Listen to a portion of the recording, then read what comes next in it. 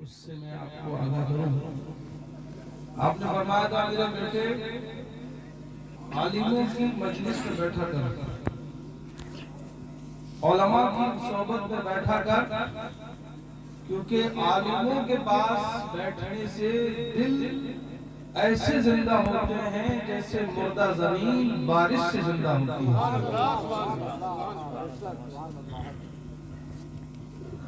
آج تک کی تاریخ شاہد ہے اس بات کہ اگر دنیا میں عاشق رسول پیدا ہوئے ہیں، دنیا میں عابد زاہد یا نماز کی طرف راغب جہاں بھی ہوئے ہیں، وہ علماء کی صحبتوں، صوفیاء کی صحبتوں یا ان کی باتوں سے ہوئے ہیں. ورنہ ہم نے دیکھے ہیں کسی کالج میں یا کسی یونیورسٹی میں یا کسی اور دیگر دنیاوی ادارے میں نہیں ہوتے ہیں. اس سے اس بات کا پتہ چلتا ہے کہ عالموں کی صحبت چاہے جلسے میں ہو، چاہے مسجد میں ہو، چاہے روڈ پر ہو، چاہے دنیا کے کسی خطے میں ہو، جہاں جہاں بھی لوگ علماء سے جڑے رہیں گے انشاءاللہ وہ دنیا اور آخرت میں کامیاب ہیں. حضرات گرامی، چند باتیں مجھے آپ سے گزر جانا ہے. قرآن کریم میں اللہ نے ارشاد فرمایا کہ جو اللہ اور اس کے رسول کی اطاعت کرتے ہیں، بہت لمبی آیت تھی، میں نے مختصر اس کو پڑھ دیا. جو اللہ اور اس کے رسول کی اطاعت کرتے ہیں، اللہ ارشاد فرماتا ہے کہ یہی وہ لوگ ہیں جو کامیاب ہوتے ہیں اور ان پر اللہ کا انعام ہوتا ہے. اور ان کے بارے میں اللہ نے یہاں تک فرمایا کہ یہی وہ لوگ ہوں گے جو نبیوں کے ساتھ ہوں گے، صدیقوں کے ساتھ ہوں گے، شہیدوں کے ساتھ ہوں گے، صالحین کے ساتھ ہوں گے. وَحَسُنَ أُولَئِكَ رَفِيقًا، اور کیا ہی یہ اچھے رفیق ہوں گے. حضرات گرامی، اللہ کے رسول صلی اللہ علیہ وسلم کی محبت میں آپ اور ہم یہاں بیٹھے ہیں. نبی دو جہاں سرور کون مکان صلی اللہ علیہ وسلم سے اگر ہمیں سچی محبت ہے تو ہم ان کی باتوں کو بھی سنیں گے اور ان کی باتوں پر انشاءاللہ عمل بھی کریں گے. 3 چیزیں ہیں: ایمان، یقین اور امید. تینوں باتوں کو آپ یوں سمجھ لیں بطور مثال. قحط سالی کے دور میں ایک بستی میں لوگوں نے بارش کی دعا کے لیے ایک میدان کا انتخاب کیا. ایمان کسے کہتے ہیں اس مثال سے آپ سمجھیں گے. ایمان ہمارا کیسا ہونا چاہیے ذرا اس مثال سے سمجھیں، اور یقین کیسا ہونا چاہیے اور امید کیسی ہونا چاہیے. یہ تینوں باتیں میں آپ کو سمجھانا چاہتا ہوں. اس بستی کے لوگ میدان میں جمع ہوئے بارش کی دعا کے لیے. اللہ سے دعا کریں کہ بارش ہو جائے. ایک چھوٹا سا بچہ چھتری لے کر کے میدان میں پہنچا. کسی نے پوچھا ابھی تو بارش نہیں ہوئی، چھتری لے کر کے کیوں آئے؟ اس نے کہا جب رب سے دعا کرنے کے لیے بیٹھے ہو تو رب پر بھروسہ کر کے بھی بیٹھو. اس لیے کہ جس رب سے دعا مانگ رہے ہو وہی رب کی وجہ سے مجھے اتنا اس پر کانفیڈنس ہے، اتنا یقین اور اعتماد ہے کہ میرا رب اپنے بندوں کی دعاؤں کو خالی نہیں جانے دیتا. میں اس کے دعا مانگنے کے لیے اس نیت کے ساتھ آیا ہوں کیونکہ بارش یقیناً ہوگی، اس لیے چھاتا ساتھ میں. سبحان اللہ، سبحان اللہ. ایسا ایمان ہونا چاہیے. ہم مانگتے ضرور ہیں لیکن ایمان مضبوط نہیں رکھتے. ایمان کا درجہ ہے کہ رب پر ایسا ہی ایمان ہونا چاہیے. دنیا کے لوگ کچھ بھی کہیں لیکن آپ اپنے رب پر ایمان ایسا ہی رکھیں کہ اگر میدان میں پہنچ جائے تو وہاں بھی اپنے رب پر ایمان مضبوط رکھیں. سبحان اللہ، سبحان اللہ. حضرات گرامی، یہ تو ایمان کی بات ہو گئی. اور یقین کیسا ہونا چاہیے سمجھ رہے ہیں آپ؟ اور امید کیسی ہونا چاہیے؟ پہلے امید کی سن لیں. امید ہمیں کتنی رہتی ہے؟ رات کو ہم بستر پہ سونے جاتے ہیں، موبائل سے الارم لگاتے ہیں. کس امید پر؟ اس امید پر کہ صبح اٹھ جائیں گے. حالانکہ سانسوں کا پتہ نہیں کب بند ہو جائے، سانسوں کا پتہ نہیں کب بند ہو جائے، لیکن اپنے رب سے امید لگی ہے. اپنے رب سے امید لگی ہے. अगरचे मरने की हालत में सो जरूर रहे, लेकिन उम्मीद और भरोसा अपने रब पे रखते हैं। इस उम्मीद पर कि हम जागेंगे। हजरत मोहतरम, हमें अभी मायूसी के चाहे कितने हालात बदल जाए, कितने अदवार हम पर ऐसे गुजर जाए, लेकिन अपने रब से उम्मीद को नहीं छोड़ना चाहिए। और रब से उम्मीद रखना ये भी अल्लाह की रहमतों के नुज़ूल का सबब है। सुभान अल्लाह, बेशक। हज़रात गिरामी, हमारी उम्मीद भी अपने रब से बड़ी मजबूत होना चाहिए और यकीन भी अल्लाह पर बहुत मजबूत होना चाहिए। यही वजह थी कि सहाबा इन्हीं बुनियाद पर जीता करते थे। हमारे नबी के सहाबा की जो पूरी जिंदगी हमें लगती है, सहाबा ने कैसी मिसालें कायम की हैं और सीरत में बेशुमार उनके वाक़ियात किए हैं। अल्लाह के रसूल की अज़मत में मुआजिज़ात इतने बेशुमार हैं कि जिनको गिना नहीं जा सकता। अल्लाह के रसूल सल्लल्लाहु तआला अलैहि वसल्लम को अल्लाह ने कितना नवाजा, इसका आप अंदाज़ा नहीं कर सकते। उनके बारे में हम उनके मुआजिज़ात के ताल्लुक से, आपकी अज़मतों के ताल्लुक से बहुत से दलाइल देते हैं। हुजूर की को अल्लाह ने कितना दिया, कितना बड़ा बनाया, इसको भी आपने नातों में माशाअल्लाह बड़े अच्छे अंदाज में बहुत से ऐसे आपने अशआर सुने जिसमें सरकार की अज़मतें बयान की गई, सरकार के मौजूदात बयान की गए।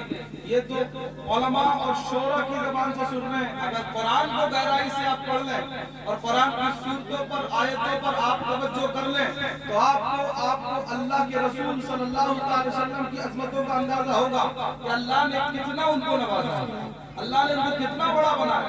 ये तो मेरे हुजूर की बात है। अल्लाह के रसूल के सदके में अल्लाह ने अपनी मखलूक में जो मुअज़्ज़ज़ तरीन चीजें, इनको कितना नवाजा है। आज के नादान को सहाबिया दयामना मेरे नबी पाक सल्लल्लाहु अलैहि वसल्लम के इल्म के ताल्लुक से, नबी के तसर्रुफ के ताल्लुक से, नबी के हाजिर और नाज़िर होने के ताल्लुक से, उनके गैब के इल्म के ताल्लुक से बहुत सी बातें करते हैं। हमारे आसपास पड़ोस में ऐसी बातें करते हैं। दो एक बातें मैं आपको कुरान के हवाले से बताना चाहता हूँ। कुरान में जानवरों में दो चीजें हैं, एक चींटी एक हाथी है, दोनों का जिक्र किया कुरान में।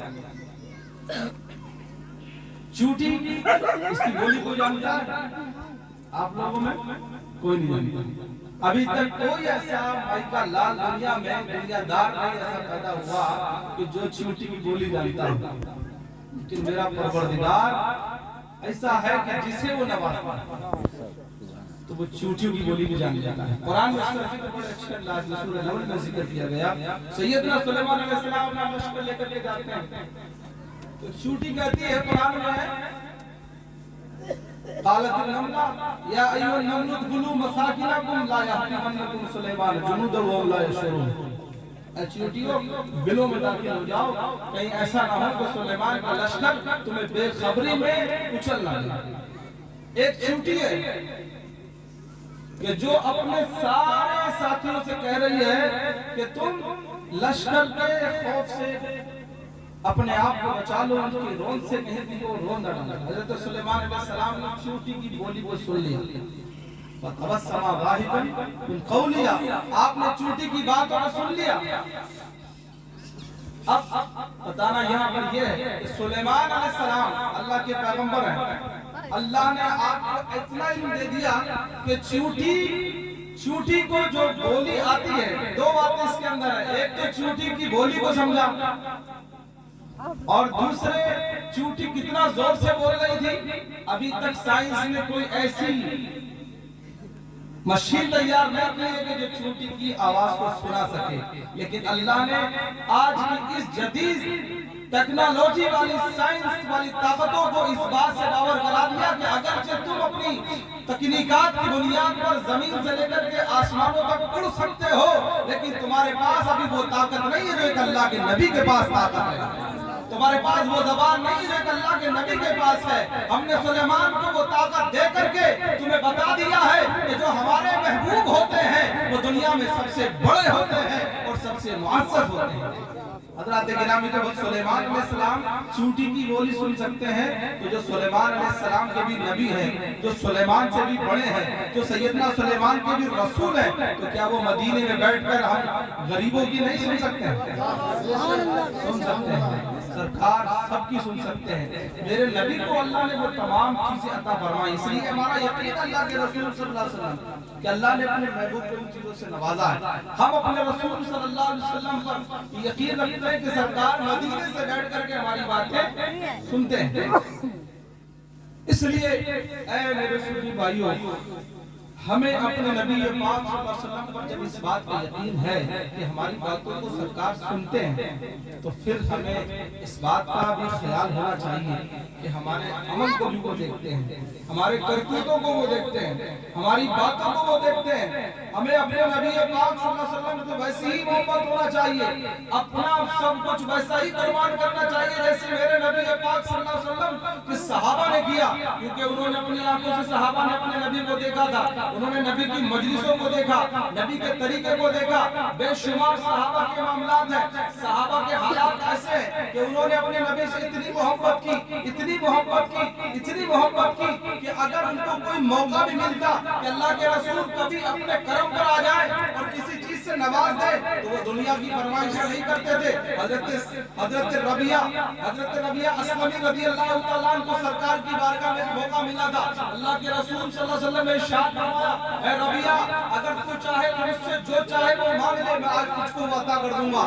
حضرت ربیعہ سرکار کی بارگاہ میں بیٹھے اور اللہ کے رسول صلی اللہ علیہ وسلم جوش رحمت میں فرما رہے ہیں کہ اے ربیعہ آج تو مجھ سے مانگ لے، سل یا ربیعہ ما شیتا، اے ربیعہ جو تو چاہے آج مجھ سے مانگ لے.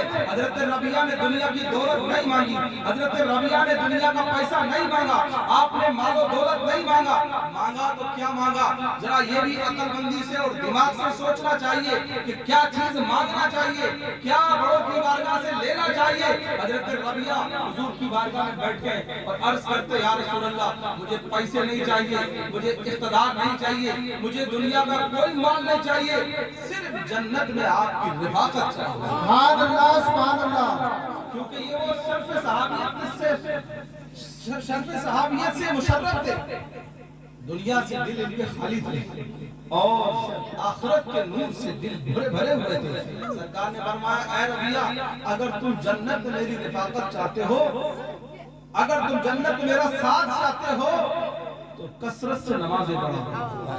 پتہ ہی چلا بڑا خاص رشتہ ہے نماز کا.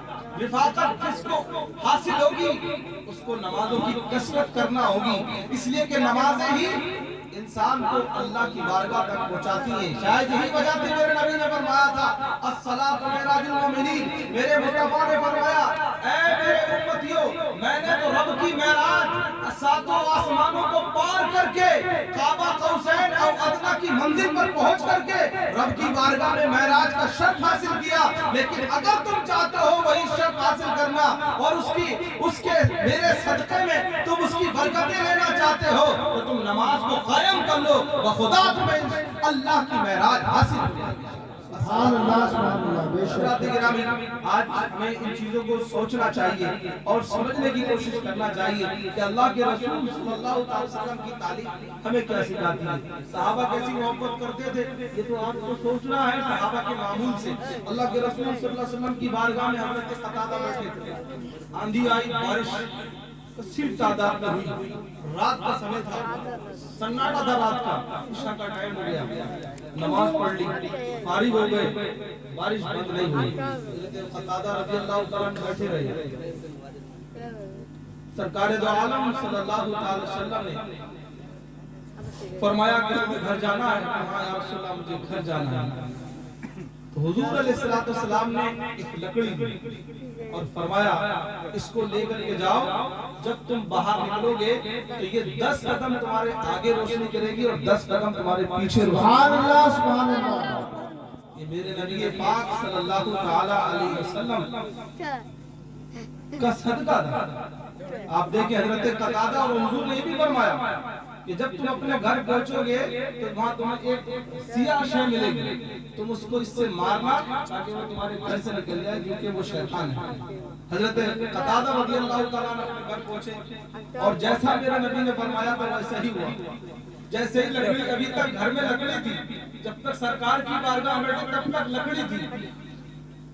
اس میں کسی قسم کی کوئی تبدیلی نہیں تھی، اور جیسے ہی مسجد نبوی سے باہر نکلے وہ لکڑی ایک لالٹن کی طرح روشن ہو گئی۔ سبحان اللہ۔ اس سے اس بات کا پتہ چلا کہ اللہ کے رسول کو یہ اختیار حاصل ہے، آپ کو آنے والے وقت کا علم بھی ہے، آپ کو سرکار کو اس سب بات کا پتہ ہے، اور حضور علیہ السلام کا تصرف بھی اس کے اندر دیکھ رہے ہیں کہ سرکار کا تصرف اتنا ہے کہ سرکار نے مسجد میں لکڑی کو دے دیا، ورنہ ابھی یہاں نہیں روشن ہوگی بلکہ جب مسجد سے نکلو گے تب روشن ہوگی۔ سبحان اللہ سبحان اللہ۔ اور آپ کو اتنا بھی اندازہ ہے، آپ کو اتنا بھی پتہ ہے، فرمایا 10 ہاتھ آگے تک 10 ہاتھ پیچھے تک کی روشنی ہے۔ سبحان اللہ سبحان اللہ۔ کیا شان اور اس بات کا بھی پتہ ہے کہ تم اپنے گھر پہنچو گے تو تمہارے گھر میں سیاہ شے ملے گی جو کہ شیطان ہے، تم اس کو اس سے جا کر کے پیٹنا۔ سرکار دو عالم صلی اللہ علیہ وسلم نے اس کا بھی پتہ۔ آج بہت سے نادان اس ساری چیزوں پر دلیلیں مانگتے ہیں۔ حضرات گرامی، وہ نادان ہیں جن کو اپنے نبی پر بھروسہ نہیں ہے، جن کو اپنے نبی پر یقین نہیں ہے۔ صحابہ نے کبھی پوری زندگی میں نبی کی کسی بات پر یا نبی کی کسی چیز پر کوئی اعتراض نہیں جتایا۔ حضرات گرامی، میں اپنی بات کو سمیٹتے ہوئے آپ کو اللہ کے رسول صلی اللہ علیہ وسلم کے معمولات کی طرف توجہ دلانا چاہتا ہوں۔ سرکار دو عالم صلی اللہ علیہ وسلم سے محبت کے جو تقاضے ہیں ان کی طرف توجہ آپ کی کرانا چاہتا ہوں، جو صحابہ نے بخوبی پورے کیے ہیں۔ آج ہمیں بھی اپنے نبی کے صحابہ کے اسی طریق کو اپنانے کی ضرورت ہے۔ آخر کیا وجہ تھی کہ صحابہ اپنے نبی سے اتنی محبت کرتے تھے؟ عجیب معاملہ تھا۔ کیسی محبت؟ 9 ہجری میں جب سرکار دو عالم صلی اللہ علیہ وسلم کو مدینے میں یہ خبر دی گئی کیا ہے رومی حملہ کرنے والے ہیں، سرکار نے اچانک آنن فانن میں اعلان کر دیا کہ جنگ کی تیاری کی جائے۔ اس سال کو جیش الاسرہ کہا گیا تھا، عام الغزو بھی اس کو کہا گیا۔ اتنا تنگی کا سال تھا یہ کہ کھانے پینے کے لالے پڑے ہوئے تھے۔ حضور نے اعلان کر دیا کہ چندہ کرو۔ عظیم معاملات اس میں پیش آئے، لیکن صحابہ کا خلوص اور نبی سے محبت، انہوں نے کبھی اس بات کی پرواہ نہیں کری۔ جب نبی کے چاہنے والے نبی سے محبت کرتے ہیں تو وہ لوگوں کے اور حالات کے معاملات کے کبھی بھی کھاتے میں اپنے نبی کی محبت کو نہیں جانتے۔ جو چاہنے والے وہ ایسا کرتے ہیں، وہ اس بات کی پرواہ نہیں کرتے کام چل رہا کہ نہیں چل رہا، وہ اس بات کی پرواہ کرتے ہیں کہ اللہ رسول راضی کیسے ہوگا۔ یہی بات تھی۔ آج پورا چندہ کیے ہوگی پتہ چل رہا ہوگا کچھ لوگ تو ایسے ہوں گے کہ جنہوں نے جو ہے بالکل اللہ اور اس کے رسول کے نام پر کسی بات کی پرواہ نہیں کی ہوگی، اور کچھ وہ بھی ملے ہوں گے کہ آپ کا کام صحیح نہیں چل رہا، یہ حالات اچھے نہیں ہیں، ابھی یہ نہیں ہے، ابھی وہ بھی نہیں ہے۔ یہ تمام باتوں کا سامنا کرنا پڑتا ہے۔ میں حضور کے اس صحابہ کے اس جذبے کو بتانا چاہتا ہوں کہ صحابہ میں جذبہ کیسا تھا۔ آخر دنیا ان کے پاس بھی تھی، جذبات ایسے تھے۔ مالدار اور امیروں کے جذبوں کو سن لے تو میرے نبی کی بارگاہ میں جو صحابہ کے جذبات تھے۔ 9 ہجری میں اللہ کے رسول نے اعلان کر دیا، حالات ناگفتہ میں تھے، غریبی کا معاملہ تھا۔ صحابہ لیکن صحابہ اپنے نبی کی ناراضگی بول لینا نہیں چاہتے تھے۔ صحابہ جانتے تھے کہ جو نبی کہیں گے وہی صحیح ہے، جو نبی فرماتے ہیں وہی حق ہے۔ نبی کی رضا میں خدا کی رضا ہے، نبی کی محبت خدا کی محبت ہے، نبی کی اطاعت خدا کی اطاعت ہے۔ ادھر اللہ کے رسول نے اعلان فرمایا، ادھر حضرت عثمان غنی رضی اللہ تعالیٰ عنہ جیسا وقت کا سب سے بڑا امیر، بادشاہوں کو جس پر ناز ہوتا ہے، امیروں کو جس پر ناز ہوتا ہے، غنیوں کو جس پر ناز ہوتا ہے، حضرت عثمان غنی کھڑے ہوتے ہیں اور کہتے ہیں یا رسول اللہ، آپ دین کا کام کر رہے ہیں، آپ دین کے لیے جنگ لڑنا چاہتے ہیں، آپ دین کی سربلندی چاہتے ہیں، اعلاء کلمت اللہ کے لیے آپ اسلامی فوج بنانا چاہتے ہیں۔ عثمان غنی کے پاس دولت ہے تو یہ دولت اپنے بچوں کی آرام کے لیے نہیں ہے، یہ پیسہ بینک بیلنس کے لیے نہیں ہے، یہ دولت ہماری جو ہے یہ گھروں کے اندر، یہ کمروں کے اندر بھری ہوئی کسی کے لیے نہیں ہے۔ میں کھڑا ہو کر کے اعلان کرتا ہوں 900 اونٹ میں سواری کے، میں ساز و سامان کے، اور 1000 دینار طلائی یا رسول اللہ آپ کی بارگاہ میں دین کی خدمت کے لیے پیش۔ سبحان اللہ سبحان اللہ۔ نعرہ تکبیر، نعرہ رسالت، نعرہ رسالت۔ حضرت ابو ذر غفاری کھڑے ہوتے ہیں، حضرت ابو ذر غفاری رضی اللہ عنہ کھڑے ہوتے ہیں، 4000 دینار اللہ کے رسول کے قدموں میں لا کر کے رکھ دے۔ سبحان اللہ۔ یا رسول اللہ یہ گھر میں رکھنے کے لیے نہیں ہے بلکہ یہ اعلاء کلمت اللہ کے لیے ہے، دین کی سربلندی کے لیے۔ اگر دولت کی ضرورت ہو تو دولت حاضر ہے، اور جان کی ضرورت ہو تو جان حاضر ہے۔ سبحان اللہ سبحان اللہ۔ حضرت عمر ابن خطاب رضی اللہ عنہ فرماتے ہیں اسی دن میں نے ارادہ کیا تھا کہ آج ابو بکر پر سبقت لے جاؤں گا. میں نے ابو بکر صدیق رضی اللہ تعالیٰ پر سبقت لے جانے کے لیے اپنے گھر کا سارا ساز و سامان اکٹھا کیا اور اس کے 2 حصے کیے. آدھا حصہ اللہ کے دین کے لیے اور آدھا حصہ اپنے بچوں کے لیے لا کر کے رسول کی بارگاہ میں پیش کر دیا. اور فرماتے ہیں اللہ کے رسول نے مجھ سے فرمایا عمر کیا چھوڑ کے آؤ؟ یا رسول اللہ اس کا نصف گھر پہ چھوڑ کے آیا اور باقی سب اللہ کے دین کے لیے آیا. سبحان اللہ. حضرت ابو بکر صدیق رضی اللہ تعالیٰ سبحان اللہ جب حضرت ابو بکر صدیق کی باری آتی ہے تو اپنے گھر جاتے ہیں, سارا سب کچھ سمیٹ لیتے ہیں. جتنے کپڑے تھے, جتنے پیسے تھے, جتنا سامان تھا سب اکٹھا کر لیتے ہیں اور لانے کے بعد میں اللہ کے رسول کی بارگاہ میں پیش سبحان اللہ. لا کے پیش کرتے ہیں. حضور نے پوچھا اے ابو بکر گھر کو چھوڑ کے آئے ہو؟ حضرت ابو بکر کہنے لگے یا رسول اللہ اللہ اور اس کے رسول کو چھوڑ کے آئے. سبحان اللہ. سبحان اللہ. ہمارا اتنا یقین اور ایمان ہے ہم کسی چیز کے لیے صرف اللہ اور رسول پر بھروسہ کرتے ہیں, دنیا کی دولت پر نہیں. جانتے ہو تاریخ الخلفاء میں لکھا ہے اس آپ کی اظہار کا اتنا اثر ہوا اللہ کی بارگاہ میں یہ عمل اتنا مقبول ہوا کہ اللہ کی بارگاہ سے جبریل علیہ السلام کو حکم ہوا کہ جبریل آج آسمان کے تمام ملائکہ کو حکم دے دو جو سنت جو طریقہ ابو بکر نے ایجاد کیا ہے آج سارے فرشتے بھی وہی کریں گے. جو لباس ابو بکر نے پہنا ہے وہی لباس آج جبریل تمہارے ساتھ والے سارے فرشتے. سبحان اللہ. سبحان اللہ. لباس کیا تھا؟ تنفذہ کا لفظ آیا تاج القبا میں, یعنی ایسا لباس پہنا کہ جس لباس میں ایسی عبا پہنی کہ جس میں بٹن کی جگہ پر ببول کے کانٹے لگائے ہیں. اس کو تنفذہ یا تنفذہ دونوں لفظ آئے ہیں. آپ نے فرمایا امام جلال الدین سیوطی فرماتے ہیں کہ حضرت ابو بکر رضی اللہ تعالیٰ جب سرکار کی بارگاہ میں گئے ادھر حضرت جبریل آئے, سلام پیش کیا گیا. رسول اللہ نے ابو بکر کو سلام بھیجا ہے. سبحان اللہ. حضرت ابو بکر کا سلام اور ادھر حضرت جبریل کا لباس دونوں دیکھ کر کے سرکار متاثر ہوئے اور سرکار نے فرمایا جبریل آئے تیرا لباس دیکھ رہا ہوں. کہا یا رسول اللہ میرا ہی لباس نہیں, ذرا نگاہ اٹھا کر کے دیکھیے آج آسمان سے لے کے زمین تک جیسا لباس ابو بکر نے پہنا ہے ویسا لباس سارے فرشتے خدا کے حکم سے پہنا. سبحان اللہ. سبحان اللہ. یہ تھا اس کا اثر جو اللہ کی رسول کی بارگاہ میں حضرت ابو بکر نے لا کر پیش کیا. یہ بات یہیں پر ختم نہیں ہو جاتی. جس واقعے کے اختتام پر جس بات کو میں نے پیش کرنے کی کوشش کی ہے یہ تو اب امیروں کی بات تھی. اب ذرا سرکار کی بارگاہ کے غریب کی سن لیں. ایک انصاری صحابی ہے حضرت ابو عقیل رضی اللہ تعالیٰ اللہ کے رسول کی بارگاہ میں آتے ہیں, ہاتھوں میں چھالے پڑے ہوئے ہیں, رہٹ چلا کر کے کھیت کو پانی دینے گئے تھے کرائے کے اوپر, مزدوری کی تھی. آنکھوں سے آنسو نکالتے ہوئے چھولا لے کر کے آتے ہیں اور اس میں 2 سیب کھجوریں ہوتی ہیں. آنکھوں سے آنسو نکل رہے. کہا یا رسول اللہ آج آپ کے دربار میں عثمان غنی جیسے لوگوں کی بھی خدمات ہے. یا رسول اللہ آپ کے دربار میں ابو ذر غفاری جیسے مالدار بھی ہیں, ابو بکر عمر جیسے صاحب اسحاق بھی ہے.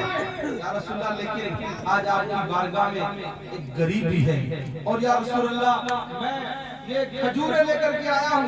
میں نے 2 رات 2 دن محنت کر کے رہٹ چلا کر کے 4 سیر کھجوریں کمائی تھی. 2 سیر اپنے بچوں کے لیے چھوڑ کے آیا ہوں اور 2 سیر اللہ کے دین کے لیے لے کر کے آیا ہوں.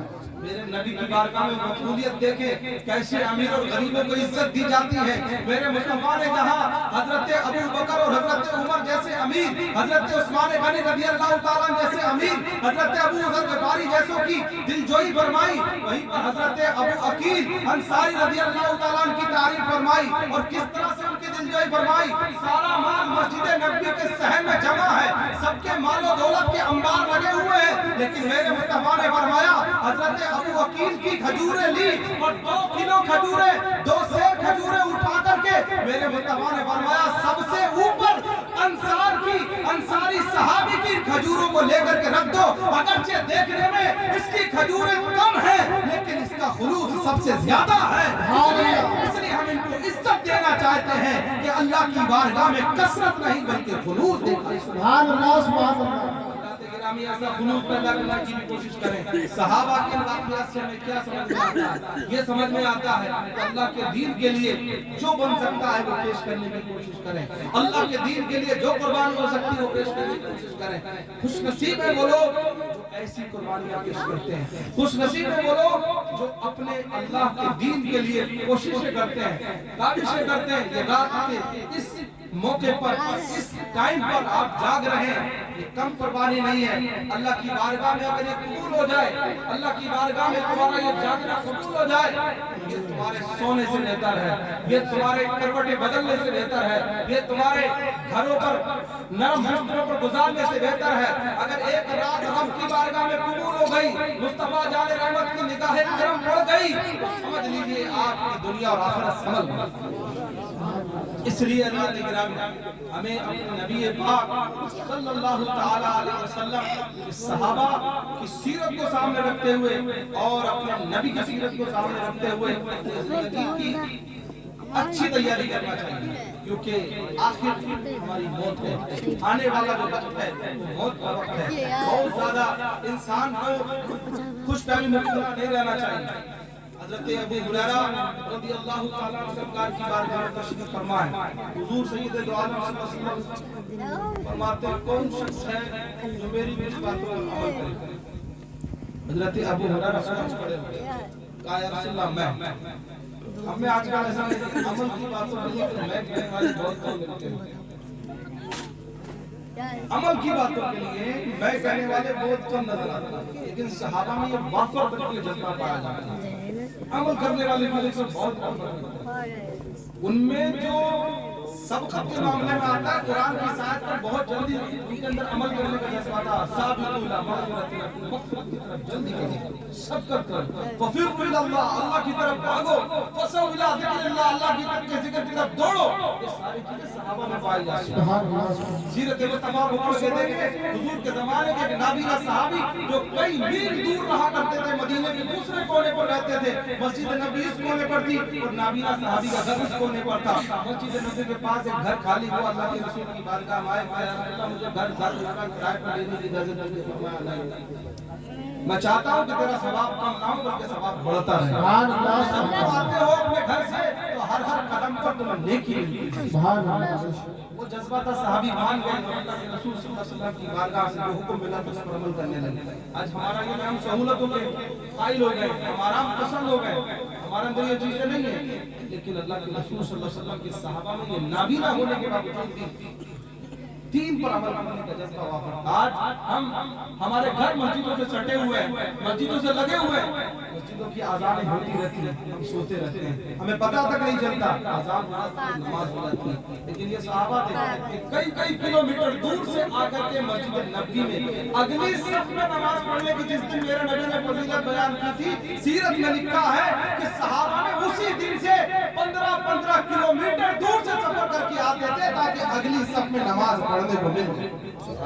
یہ تھا صحابہ کا جذبہ, یہ تھا اللہ کے رسول صلی اللہ علیہ وسلم کی محبت اور ان کی آپ کی ان کے اوپر جو تربیت تھی اس کا اثر, اتنا وہ جذبہ رکھتے تھے. آج ہمیں کہیں دوسری جگہ سب میں جگہ مل جائے تو اسی پر جو ہے وہ اتفاق کر لیتے ہیں. اگلی صف میں آنے کی کوشش کریں, دین میں آگے بڑھنے کی کوشش کریں, بلڈنگوں میں نہیں, مالداری میں نہیں, دنیا داری میں نہیں, بلکہ دینداری میں آگے بڑھنے کی کوشش کریں. حضرت ابو ہریرہ فرماتے ہیں, میں نے کہا یا رسول اللہ میں عمل کروں گا.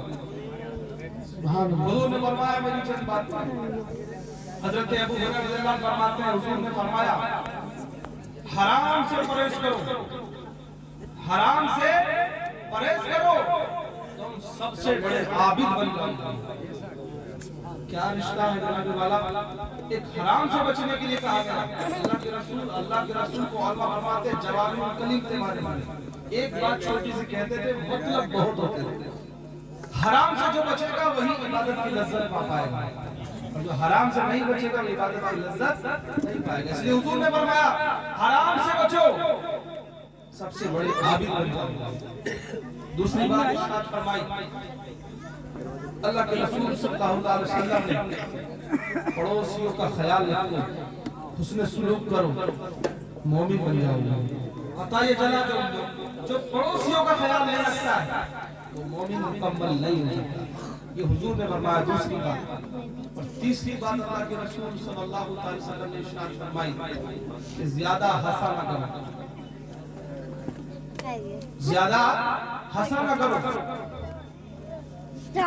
اگر تم اس پر عمل کرو گے تو پکے مسلمان بن جاؤ گے. یہ بھی حدیث میں آتا ہے. اللہ کے رسول صلی اللہ علیہ وسلم نے فرمایا. یہ حضرت ابو ہریرہ سن رہے ہیں, اس پر جو کر تو آپ اس کو روایت کر رہے ہیں. اور حضور صلی اللہ علیہ وسلم نے دوسروں کی دل آزاری سے منع فرمایا. ایسی بہت سی حدیث ہیں. یہ دو تین باتیں جو اس حدیث سے متعلق تھی میں نے آپ کو سنائی. حضرات گرامی, آج اگر ان کی تفصیل میں جایا جائے تو ہم کہیں نہ کہیں ان چیزوں کا شکار ہیں, ان برائیوں کا ہم شکار ہیں. نہ تو حرام سے بچنے کی کوشش کرتے ہیں, نہ ہم پڑوسیوں کی گروئی کرتے ہیں, اور نہ ہی ہم ہنسنے میں اعتدال پر قائم رہ پاتے ہیں. جائز چیزوں پر ہنسنا ہے, اچھی چیزوں پر ہنسنا کو منع نہیں کیا گیا, لیکن جو آج کل جو کامیڈین سسٹم بنا لیا گیا ہے اس سے منع کیا گیا. ایک دوسرے کی تفریح بنانا, اس کی مذاق, اس کی دل آزاری کرنا بڑا سخت گناہ کا کام ہے. اس سے قرآن نے منع کیا. لا یسخر قوم من قوم عسى ان يكونوا خيرا منهم. اللہ نے عورتوں مردوں دونوں کو فرمایا, منع فرمایا کہ کوئی قوم کسی قوم کا مذاق نہ بنائے. تمہیں نہیں معلوم خیر منہم کون میں اس سے بہتر ہے. تمہیں نہیں پتا کہ کون کس مرتبے پر فائز ہے. تمہیں نہیں پتا کہ کس کا مرتبہ اللہ کی بارگاہ میں کیا ہے. تم تو کسی کو دیکھ کر کسی بنا رہے ہو. حدیث میں آتا ہے جنہیں لوگ سمجھتے ہیں کہ یہ بیکار ہیں, جنہیں لوگ اپنے دروازوں تک پر نہیں بلاتے ہیں, خدا کی قسم وہ ایسے بندے ہوتے ہیں اگر اللہ سے قسم کھا بیٹھے تو اللہ ان کے لیے زمین کو آسمان کر دے, آسمان کو زمین کر دے. یعنی کہ الٹ پلٹ کر دے ان کی قسموں کا حال. یہ عرض کرنے کا مطلب یہ ہے حضرات گرامی, اللہ کے رسول صلی اللہ علیہ وسلم کی تعلیمات ہی اصل چیز ہے. اللہ کے رسول کی محبت کا اصل تقاضا ہے کہ ہم اللہ کے رسول کی پیروی کریں. قرآن نے اسی کو بیان فرمایا کہ جو اللہ اور اس کے رسول کی اطاعت کرتا ہے, آگے اللہ نے فرمایا فقد فاز فوزا عظیما, وہی بڑی کامیابی پاتا ہے, وہی بڑا کامیاب ہوتا ہے. اس لیے میں آپ سے عرض کرنا چاہتا ہوں کہ ہمیں ان جلسوں کے ذریعے سے, اس میلاد رسول کے ذریعے سے ہمیں یہ پیغام دیا جا رہا ہے کہ ابھی موقع ہے ہم اپنی اصلاح کی کوشش کریں, اپنے اعمال کی اصلاح کی کوشش کریں, اور دنیا والوں کو ایسا مسلمان بن کر کے دکھائیں, ایسا کام کر کے دکھائیں, ایسی باتیں لوگوں سے کر کے دکھائیں کہ تاکہ لوگ یہ دیکھ کر کے مجبور ہو جائے کہنے پر کہ واقعی سچے مسلمان ہیں تو یہ. میں اپنی بات کو اور آگے نہیں بڑھانا چاہتا, میں صرف آپ کو اتنا اور پیغام دینا چاہتا ہوں کہ ایک سچے اور ایک پکے مسلمان کو کیسا ہونا چاہیے. آپ نے ویسے دیکھنے کو تو بہت دیکھے ہوں گے, لیکن سچا مسلمان اگر آپ نے دیکھا ہے, سچا مومن دیکھا ہے, سچا نائب رسول دیکھا ہے, تو جس جشن بحر العرفان کو آپ منا رہے ہیں, حضور بحر العرفان کو آپ نے اسی سرزمین پر دیکھا کہ جو غریبوں سے بھی ملتے تھے تو محبت کے ساتھ, امیروں سے بھی ملتے تھے تو محبت کے ساتھ. آج آخر وہ کیا وجہ ہے کہ مفتی آباد سے حج کے لیے ہر شخص میں جذبات رکھتا ہے کہ وہ کہتا ہے کہ ہم سے سب سے زیادہ محبت کرتے تھے, وہ ہمیں سب سے زیادہ چاہتے تھے. یہ کیوں ہے کہ وہی میرے نبی پاک صلی اللہ علیہ وسلم کی سنت و برآمد کرنے والا شخص ہے کہ جس کا ہر کام سنت کے دائرے میں, جس نے ہر چیز کو اپنے نبی کی رضا کے لیے کیا, جس نے ہر کام اللہ کے رسول کی رضا کے لیے کیا. کوئی کام انہوں نے اپنے لیے نہیں کیا بلکہ سب کام انہوں نے اللہ اور اس کے رسول کی رضا کے لیے کیا. آج اسی لیے پوری دنیا انہیں چاہتی ہے. میں آج آپ سے بتانا چاہتا ہوں حضرات گرامی کہ اللہ کے رسول صلی اللہ علیہ وسلم سے اگر ہم سچی محبت کرتے ہیں تو ہمیں ان کے طریقے کو ایسے ہی اپنانا ہوگا جیسا کہ ان کے چاہنے والے نے اپنایا. نبی پاک صلی اللہ علیہ وسلم نے ہمیں ہر چیز کا طریقہ بتا دیا ہے. یہ علماء آپ کو بتاتے ہیں, آپ کے ایمان مسائل آپ سے ذکر کرتے ہیں. ہمیں جو بھی چیزیں سننے میں آتی ہیں ان پر عمل کرنے میں ہماری سب سے بڑی بھلائی ہے. اس لیے حضرات گرامی, اللہ کے رسول صلی اللہ تعالی علیہ وسلم سے جو سچی محبت کرتا ہے اور آپ سے मोहब्बत का हक अदा करना चाहता है तो उसका असल जज्बा यही होता है कि वो जो कुछ जहाँ सुनने को मिल जाए। आपने आज यहाँ जितनी बातें सुनी उनमें जो काम की बातें हैं उन्हें आप याद रख के यहाँ से जाएंगे और इंशाअल्लाह हम उम्मीद करते हैं कि आप यहाँ पर अमल करने की कोशिश करेंगे। अमल ही इंसान को बदलता है। अमल आप जिस जिंदगी में इसकी शुरुआत करते हैं इसके लिए कोई उम्र नहीं है, इसकी कोई उम्र की कैद नहीं है। जब चाहो जब अमल करना शुरू कर दो। हमारे नबी का सदका है अज़ाब तो आप पर आने वाला नहीं है। आप अपने बुढ़ापे में भी अपने अमल की अच्छी शुरुआत कर दे तो अल्लाह आपको बुढ़ापे में ही नवाज देगा इंशाअल्लाह। इल्म को हासिल करें या अमल को करें, अल्लाह ने आपके लिए मौका रखा।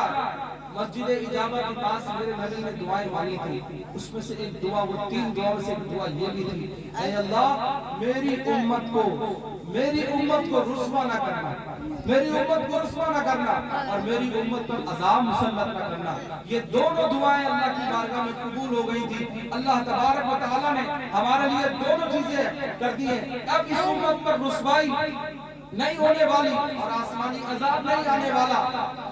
इसलिए मौका है कि जब ना अज़ाब आ रहा है और ना रुसवाई हो रही है और क़यामत के दिन तक के लिए हमारे ऐबों को छुपा दिया गया है, अगर आज भी हम तौबा करके अल्लाह की बारगाह में आखिरी सांस तक भी अगर हम तौबा करके अपने रब की तरफ रुजू कर लें तो उम्मीद है इंशाअल्लाह वो बड़ा रहीम करीम रब है, वो हमारी बख्शिश फरमाएगा।